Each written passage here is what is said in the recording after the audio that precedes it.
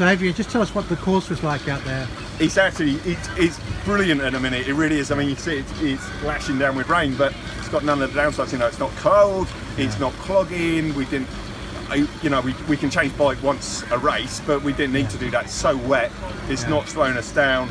You couldn't afford to, it's too quick. You would have only lost maybe 5-10 seconds, but you'd never have got it back out there. So it's like optimum conditions, because it's really tricky, changing every lap, but not a slog.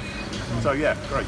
And when you look at the guys that you've just beaten, really good quality guys, that must make the win just a little bit better. It does. I mean, last year, I had good competition last year, but there's no secret about it. Paul, who's, you know, the main man really, he was out totally last year.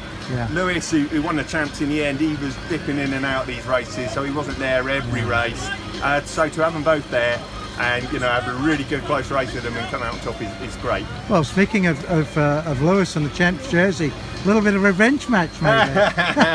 Well, you know, I never regarded that jersey as mine. I mean, going into the champs last year, I'd had such a great run in the trophy. Everyone said, "Oh, you're the favourite." But I knew Lewis would be there, and he was. It was just that he dipped in and out of the races. You know, he's one of the best V40s. He's one of the best seniors as well.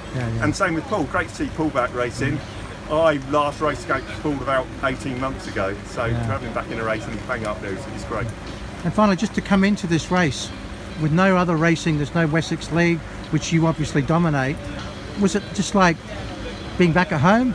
You know, like you never learn to ride a bike, do you? Or... No, you don't think. I mean, you have your doubts. We're all sort of, when you don't race for a while, you get these doubts. But I guess over the years you learn. You shouldn't doubt yourself. You know what to do when the gun goes. You never lose those skills you have. And you know, you can always ride to a certain level, give or take.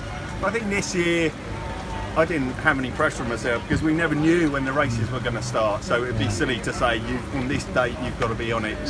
You just have to take it as it comes, really. Of course, the last few weeks I've been a bit more focused. We had a definite date. The race was going to happen, so I've, you know, done some intensity work, but not crazy, because this might be it. You know, I've got a Wessex race next week, which will be brilliant. But yeah, we don't know how many races we're going to have, so you can only just get yourself ready to race, and then if a race comes up, you know, go for it. But you can't plan on anything.